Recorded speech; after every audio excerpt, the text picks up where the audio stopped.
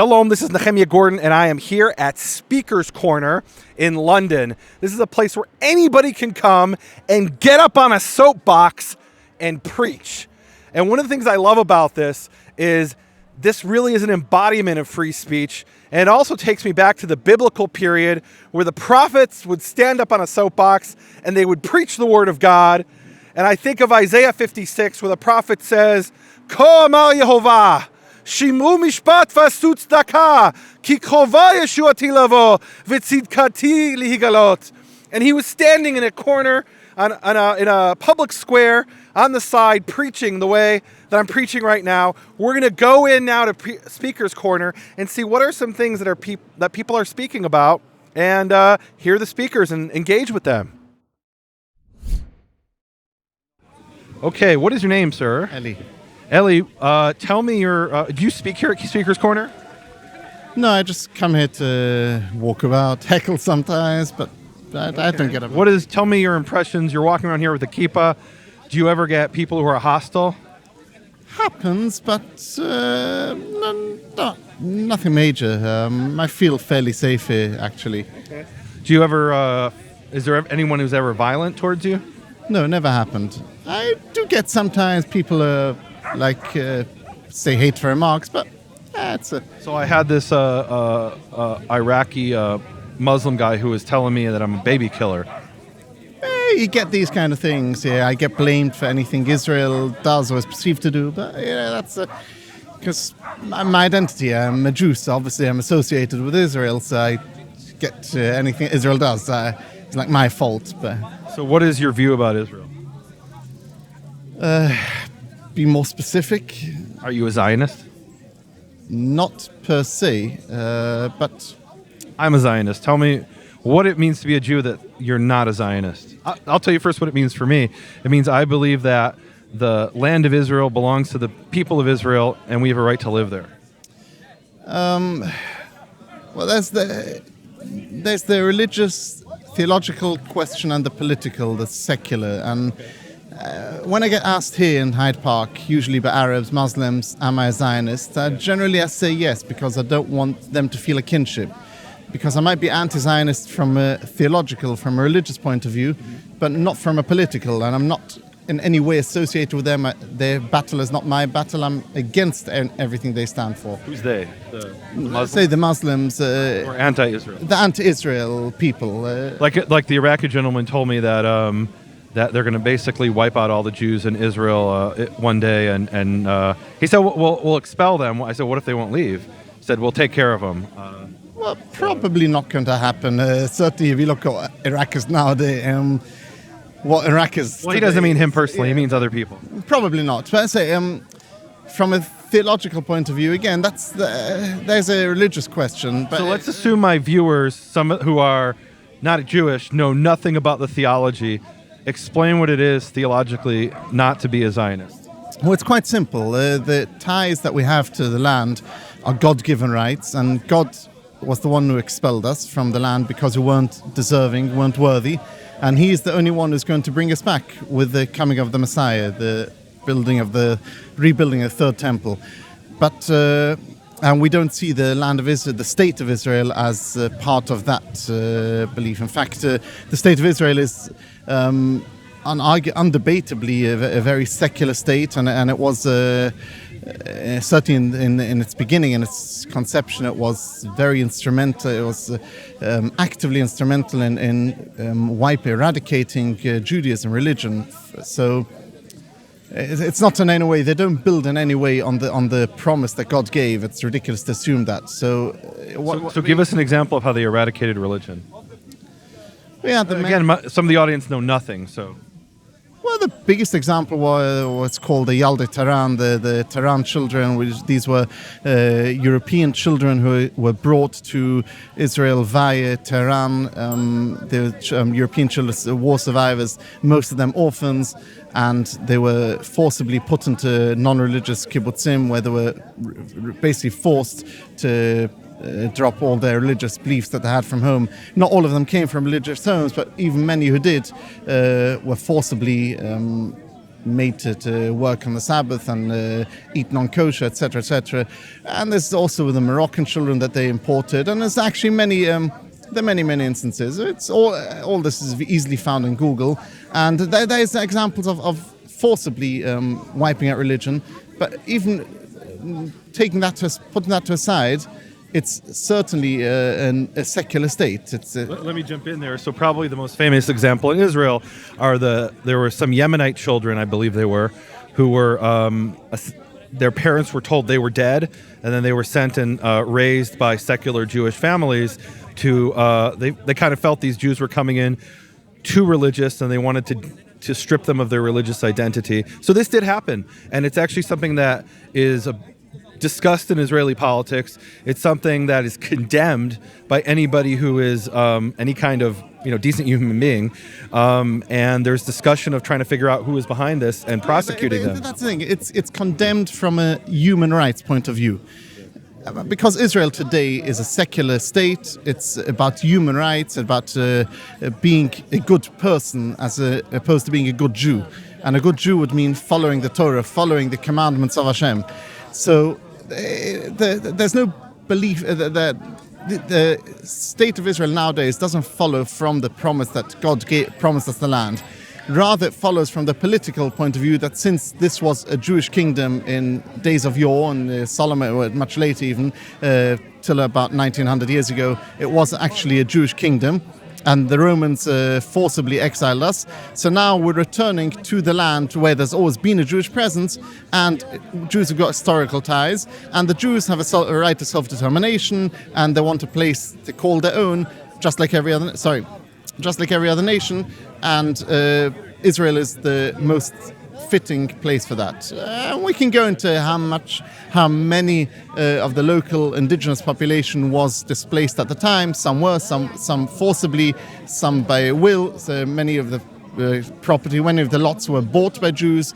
Many were actually uninhabitable before, and the Jews came there in the few aliyahs before the state was created. They actually made the place. They drained the swamps and these things. So there is again the debates are back and forth. You can Google it. I'm not going to repeat all the articles. You can find that. But yeah, so from a but anyway, that happened 70 years ago. So not so much to do with nowadays. Question nowadays: do I agree with Israel on broadly speaking? From a political point of view, yes, I do. I don't think that it's an apartheid. It's certainly not an apartheid state. And the Palestinians, the Israeli Arab population, certainly not discriminated against. You can say the question: what about the West Bank and the Gaza? Do they have right to self-determination or not? Good question. You can argue that they do, but how that would be implemented is It's been a subject of negotiation since 1993, so yeah, we're not going to solve that here. I don't think so. The only feasible way would be a two-state solution. Certainly not a one-state, but even a two-state. Well, if there's many problems back and forth. But again, as was the question, I was saying, are you a Zionist? It depends. It's from a religious point of view. I don't believe that a Jew has a right to return, but you believe a Jew does not have a right to return? No, I believe God does not want us to return. And again, those are two different things. Does he have a Jew have a right, even if God doesn't want us to? A right and defined by who? Is it rights given to us by God? We don't have a right according to what God wants from us. A good Jew should not be doing that. I actually know there are differing opinions even amongst religious Jews, but broadly speaking, this is a consensus amongst religious Haredi Jews, is that... Haredi is what we say in English, ultra-Orthodox. Yes. You accept that definition? Well, what's it? I mean, it's a label as good as any to know what you're talking about. Yeah. So tell me what it's like to be a Haredi Jew here in England. And again, assume my audience knows nothing. Nothing really. I'm not sure what the England part comes in. I mean, generally speaking... so being a Haredi Jew, let's say in Tehran, in Iran, and there's still Jews in Iran, isn't a very pleasant experience. No, I can say, broadly speaking, I don't have any problems. In fact, maybe when I was a kid, there might be more incidences of anti-Semitic attacks. So it was local yobs, but nowadays... Yobs? What's a yob? not sure what the American term. It's a youth wild or uncouth youth. I'll probably find the exact term. But Okay, we'll Google Yob. It's a British term. Okay. But And now you said there was a famous video that went around of a Jew walking through Paris, and he wasn't even dressed like a Haredi. He had a kippah on, and they were sicking dogs on him and spitting on him and cursing him. Do you experience that ever here? Is that a common thing? I don't. It does sometimes happen, but it's not a common thing. That is certainly it happens. I don't think it's ever going to be eradicated. In fact, nowadays we've got more problems. As from a religious point of view, with the Ofsted, for example, with the what? Ofsted, which is I don't know what that is. that's the government body to inspect schools, and in general with the Board of Education, who really want to interfere with our way of teaching. For example, they're opposed to teaching creationism as fact, or So they try to go into your school and tell you how to teach? Yes, and I'm talking private schools, of course, yeah. And also, for example... I went to a Haredi private school in Chicago. Okay.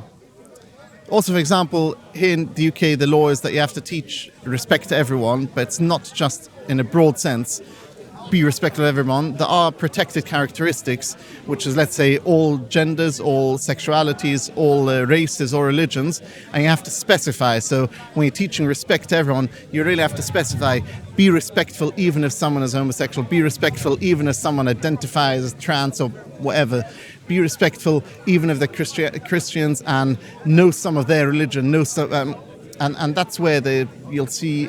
If you go in the Ofsted inspections, Ofsted is the body that does the inspections. If you Google, it's OFSTED. It's OF. I'm not sure what that office for. All right, we don't care. It's education. It's something like it's an acronym. Body, yeah. It's the ed is the education. Okay. So and you see that all the Haredi schools in the last few years have been failing. There's an inadequate score. And it's almost all of them because of this, because we don't teach about the protected characteristics. Now religious Jews, for example, are against homosexuality, but we don't. When I grew up in a religious school, it was never taught either way. It was never mentioned, because we also don't teach about sex for children. There's no sex education.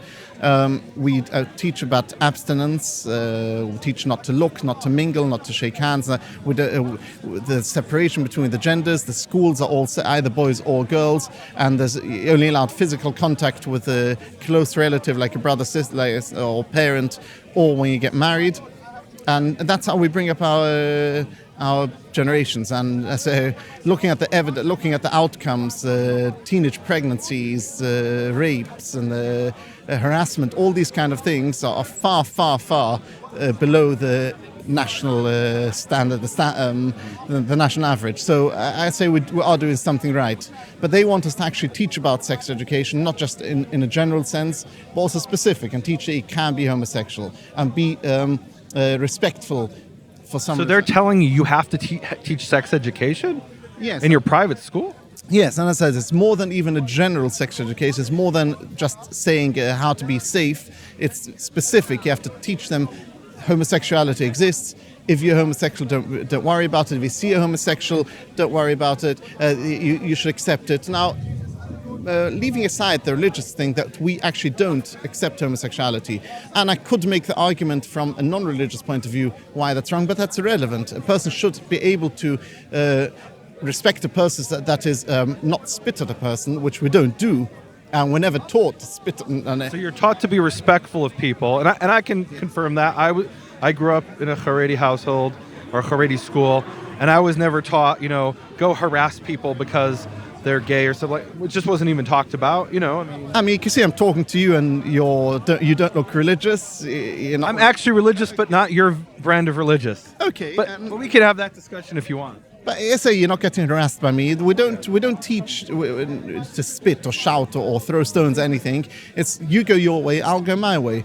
But a person should be able to. I should be able to have an opinion. That I should be able to think, to believe that homosexuality is wrong, and it shouldn't be foisted upon me to actually have to tell me or teach my children, by the way, you should know this is right. I could teach my child, and we might know, even in a broad sense, this is the wrong thing, and still know wherever you see, it doesn't matter. You still don't shout at people in the streets. And looking at our community, violent crime is almost non-existent, and no religious Jews are accused of shouting and attacking any different races or different religions or different sexualities in the streets. So I'm not familiar with British politics and culture.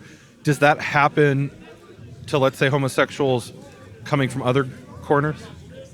I'm sorry, I didn't. In other words, are there other groups of people in England who harass homosexuals? I have no idea. Possibly, but I don't know, and I don't care really. I don't know anything about it. Okay. So that is a problem we're facing now. They really want to come in and also teaching about other religions specifically. So it's not enough for them to say respect other people, which we do. You go out the street and we teach. I teach my children as well.